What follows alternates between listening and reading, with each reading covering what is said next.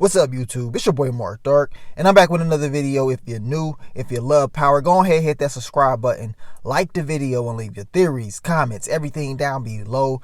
Now, today we're going to be talking about Power Book 2 Ghost, Episode 5. This is my quick thoughts, early impressions of this episode. And as I told you guys, Episode 5 usually is a very good episode, just in the whole series of Power. Now, with this new installment of Power with Book 2 Ghost, I think it did very good, very interesting episode. We started to see a different, a shift, I would say, in this episode. It pretty much is giving us an indicator on how the second half of this season is going to go. Now, in my quick thoughts, early impressions, I'm just going to focus on your boy Tariq. I'm going to focus on, of course, Cooper Saxe. We're going to focus on as well as Tasha and Monet. Just listen to my quick thoughts. Now, your boy Tariq definitely put on a hell of a performance. Michael Renton Jr., he did a hell of a job in this episode, carrying a whole lot of pressure and a whole lot of weight. He delivered in this episode. And, you know, I figured that, if him going to the grave site of Raina will possibly happen. Now, I told you guys in my final predictions, expect old characters to come. We saw Raina, the ghost of Raina. And if you guys notice, Raina has been in every season of Power. She's been in all 6 seasons of Power, and she's been in Book 2 Ghost. Of course, she was a ghost in season 5 and in season 6, but now in Book 2 Ghost, once again, she is a ghost. I know a lot of people wanted to see the ghost of Ghosts, but we didn't see him, but we did see your girl Raina. That was a good thing because it was her birthday too. And as Tariq said, it should have been me instead of you. You know what I'm saying? Your boy Ray Ray even told Tariq, your sister the real G. You know what I'm saying? So you seen that right there. Tariq felt very bad knowing that his sister died because of him, and it probably should have been him. If he would have stood up to Ray Ray or handled it himself, most likely Raina would still be alive. Now, as far as Tariq's whole story, if you guys notice throughout this whole episode, he's playing chess the whole episode. The Tejada family cannot figure him out. He is playing Kane. He's making Kane pretty much have, more authority over his mom as far as being more assertive because of Officer Ramirez. He's getting into his head. He's also trying to play it close with Drew. He's keeping Drew close, trying to show Drew, like, look, I got your back, whatever. And Drew seems like he's cool with Tariq. He is being very smart. Now, Diana, if you noticed in this episode, Tariq kind of put a little bit of distance between the two because he was more focused on Lauren in this episode. And this is on purpose. Tariq knows what he's doing, but what happened was Diana is the one that makes the move. She takes his gun.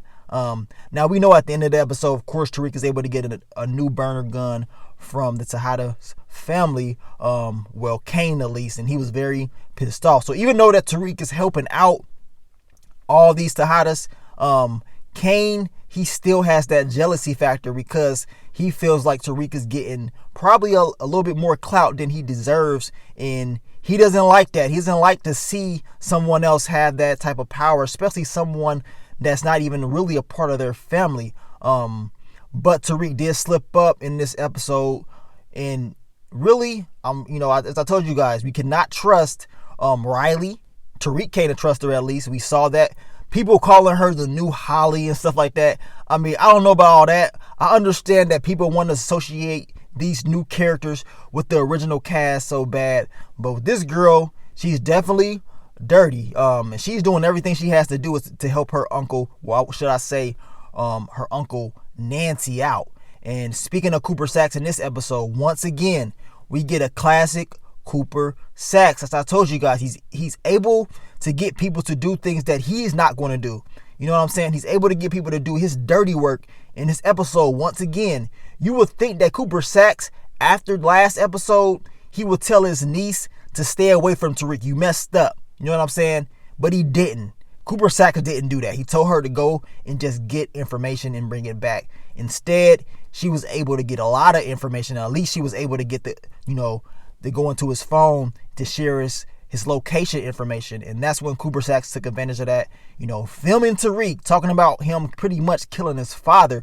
Even though we know it's going to be admissible in court, We know that Cooper Saxe knows the truth. And as Cooper Saxe said at the end of the episode, he said it doesn't really matter if this evidence is admissible in court. He knows the truth now. So now he's really going to be digging. And it's crazy because then you see McLean. Now, you guys let me know. How do you think this is going to go between Cooper Saxe and McLean? Do you honestly believe these two are going to work together and there's not going to be any issues? I got a feeling this is going to end bad for somebody. I don't know, man. I got a feeling that maybe McLean is playing Cooper Saxe. He's trying to lead him to make him believe that maybe he's trying to work with him. We're going to see how this all plays out. I cannot wait. They did a good job at, building up intensity. They had your boy McLean going in there at Tamika's spot all of a sudden because he thinks she's hiding something. He busts in there because Tariq is in there about to pretty much finish Tamika. And I'm glad Tamika didn't die. Now, I know in a lot of people's predictions, they were saying Tamika may go. They did a good job at hinting at that because we're used to seeing a major death in episode 5 or something crazy usually happens in episode 5. And in this episode, they didn't kill anybody off, but they did kind of hint that Tamika could go. But now it looks like she's safe as far as right now. Now, when it comes to Tasha in this episode, she's trying to maneuver things. It's Tariq's birthday. She's having dreams of stuff that's not going down, of course. She's wishing Raina was there. This deep, dark emotions going on in her head. She wishes probably things could go back how it was at once.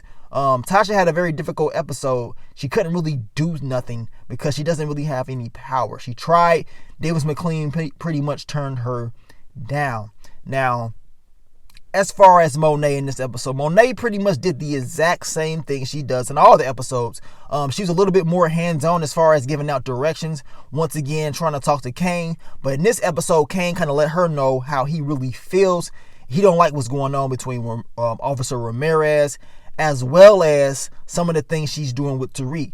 He doesn't like that. And as I always told you guys since the very beginning of this season, Kane, he's going to have to make that decision. Does he want to stay loyal to his mom or does he want to stay loyal to the OG family code? And he feels like Monet is going against that. So I can't wait to see how this whole storyline unfolds. Your boy Brayden was very pissed off in this episode because he tried to throw this, well, he did throw a party, right, for Tariq, but things didn't go the way that he wanted them to go. And speaking of Brayden, yes, Tariq told him about the Tejadas and, gave him a code on if one of them comes to look for him and pretty much broke them down with the chess pieces. But the thing is, his brother, Brayden's brother is going to be a problem. Y'all saw at the end of the episode, he's stealing product. He's going to cause issues and cause future problems. Now, Tariq told him in this episode, you better get your brother or he's going to catch these hands. Okay, I want to see Tariq actually throw some hands because everybody's been asking, is Tariq going to get into a fight?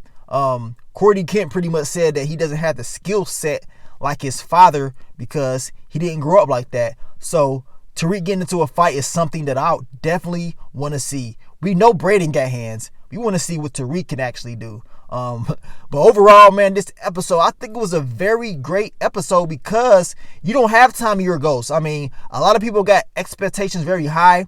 My expectations was high as well. But I understand that we don't have Tommy and Ghost in this episode or in this series as of right now. But for Tariq to do what he did, and of course with McLean and Cooper Saxe, I think they did a hell of a job just with those guys right there, in my opinion. You guys let me know, what do you think about the episode? This is just my quick thoughts or early impressions. I can't wait, man. They said December is when we get in the second half.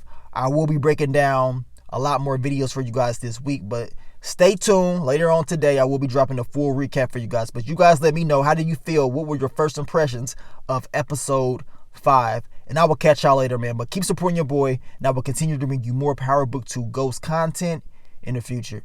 But let me get on out of here, man. It's your boy Mark Dark. And before I end the video, Zeke clap those cheeks. But it's your boy Mark Dark. I'm out. Peace.